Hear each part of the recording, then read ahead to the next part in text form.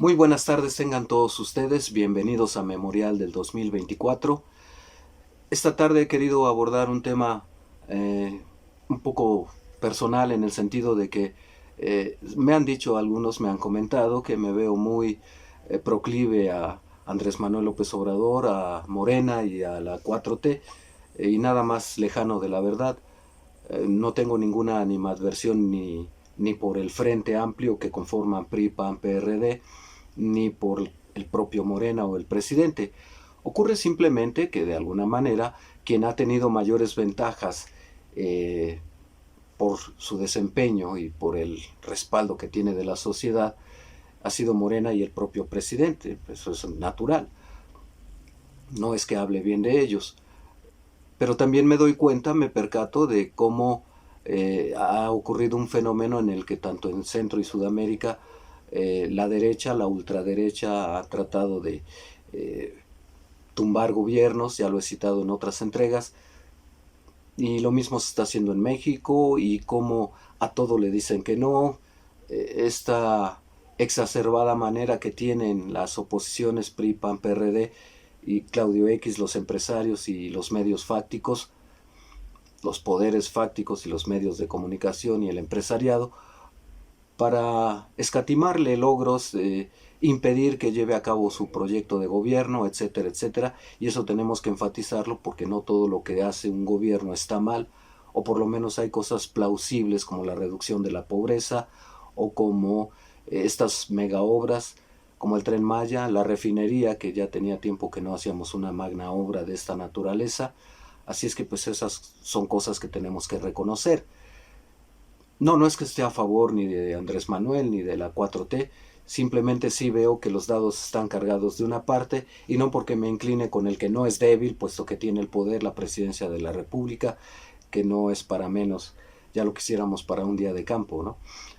No tengo ningún favoritismo por ambos bandos. Me parece a mí que quien analiza, si quiere llegar a la verdad, tiene que poner bajo el microscopio a cada uno de los especímenes y verlos objetivamente y ver, en el caso del análisis político, cuál está mejor posicionado, cuáles son sus fortalezas, sus debilidades y cuáles son las áreas de oportunidad y cuáles en prospectiva las posibilidades que le aguardan, dado lo que ya hizo y cómo se está comportando en la coyuntura.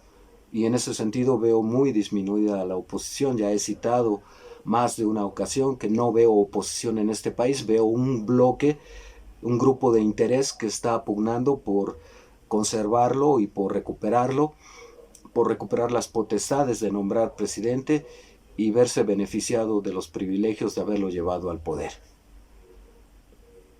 Para salirnos un poco de ese que ustedes dicen, me señalan de favoritismo a la 4T y Andrés Manuel, quiero hacerle una crítica muy concreta y muy puntual y que ha impedido en muchos sentidos el avance de este país y que deja signos preocupantes para la siguiente administración.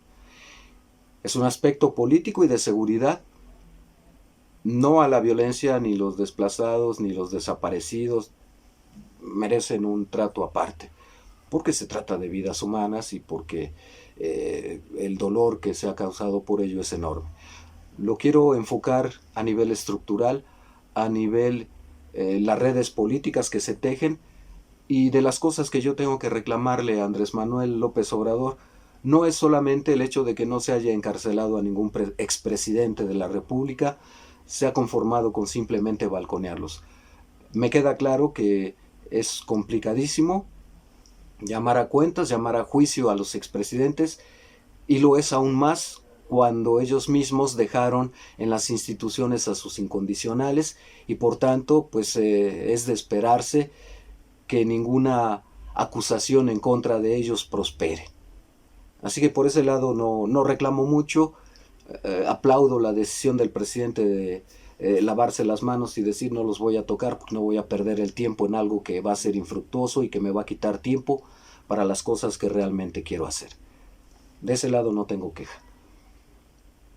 Contra lo que sí me opongo, y es una crítica muy ácida, muy férrea y muy documentada en el sentido de que no puedes tocar a los expresidentes, pero sí puedes desmantelar las redes que ha dejado tras de sí cada uno de los exmandatarios para ganar impunidad y para seguir operando, e incluso ni siquiera me referiré a los exmandatarios, que también tienen sus redes y tienen sus incondicionales incrustados en las diferentes instituciones. Me refiero, por ejemplo, en concreto al poder que García Luna ha tenido, muy en particular también con la Suprema Corte de Justicia de la Nación. El hecho de que le desbloqueen las cuentas los jueces, el hecho de que tanto a su esposa como a otros de sus incondicionales o cómplices, llamémosle más claramente, el hecho de que la propia Corte, la ministra, haya incrustado en la Suprema Corte de Justicia de la Nación a gente que ha colaborado con García Luna, a una funcionaria, por ejemplo, que le manejaba los recursos financieros, y ahora otro funcionario. Ambos van a ganar más que el presidente y van a tener un poder discrecional enorme. Una, insisto, manejándole como lo hizo en el caso de García Luna, los recursos económicos, y el otro que se va a encargar de la estructura interna, de los mecanismos de seguridad interno. Tiene un puesto más, cuyo título es más, me parecería más de camuflaje, pero que para fines prácticos es desde la Corte dominar un aparato de seguridad propia y que vigile hacia lo externo.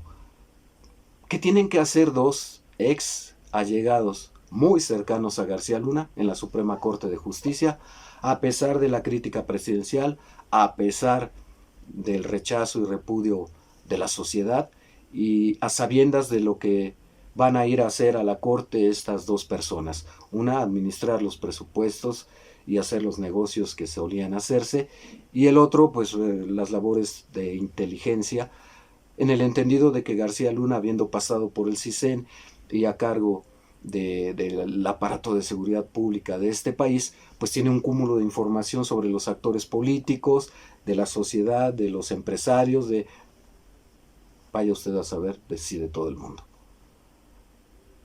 De ese tamaño.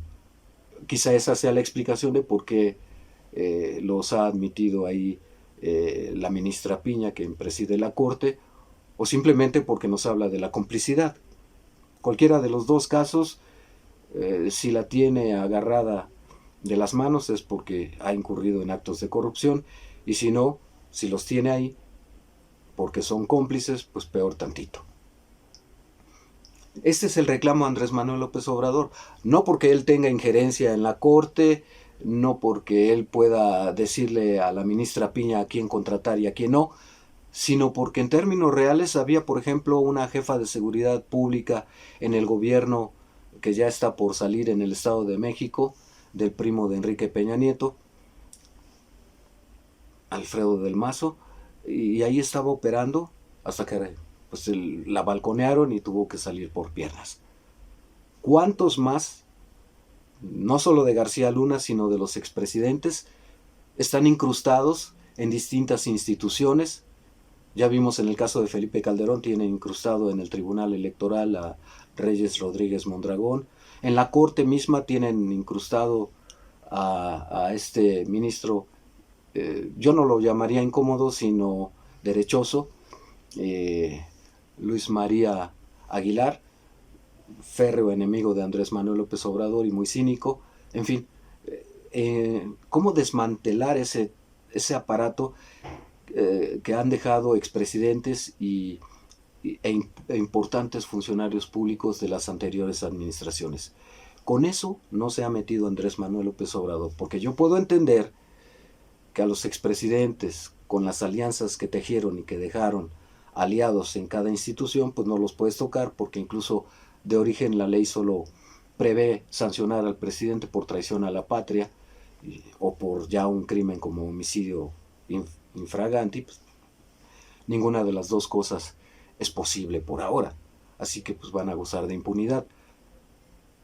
Pero Andrés Manuel López Obrador y su aparato de inteligencia y de seguridad tampoco se han fijado en aquellos que pudo haber puesto marcaje personal para saber hasta dónde llegaba el vínculo, de cómo salieron beneficiados, qué redes manejan, qué peso tienen, dónde se desenvuelven, hasta dónde pueden llegar, qué capacidades, qué límites y qué hacer, cómo clasificarlos, si en un semáforo de si son de peligro, si hay que tenerles cuidado en amarillo, o si los dejas seguir haciendo lo que quieran, puesto que no representan peligro.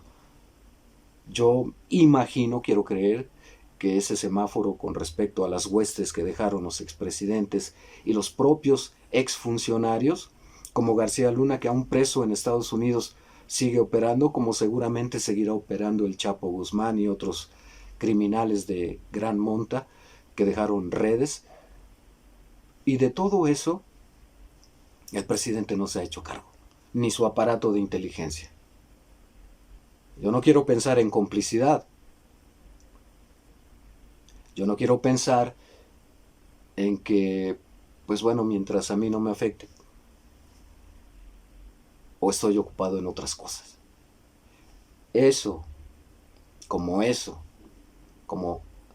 las redes que dejaron expresidentes y altos funcionarios de regímenes anteriores, y que no se ha ocupado de ellos el presidente, y que serían claves, por ejemplo, para los casos de Ayotzinapa y abusos del ejército, etcétera, etcétera, etcétera. Eso no lo ha tocado el presidente y ese es mi reclamo. Gran parte de la inestabilidad política que puede tener este país va a ser sembrada por ellos y por sus alianzas o complicidades con las instituciones, como en este caso en particular con la Suprema Corte de Justicia de la Nación. Ese es el reclamo a Andrés Manuel López Obrador.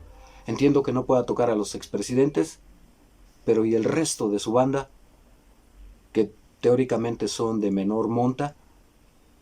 A ellos, ¿por qué no? Porque además es un acto de autodefensa.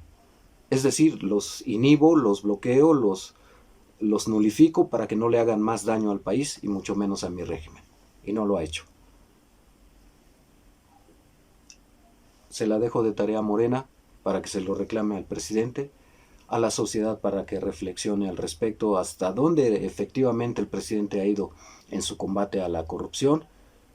Yo no lo veo mucho. Todos los que ha pescado o ya se fueron o están fuera del país. No siguen tan campantes como si nada. E incluso se involucran con instituciones como la Corte. Va de tarea incluso para el propio presidente. Muchísimas gracias, los espero en la tarde, en la última emisión. Muchísimas gracias, gracias por acompañarnos, denles un like aquí y suscríbanse, acompáñenos en la siguiente emisión. Muchísimas gracias, cuídense mucho, hasta la próxima.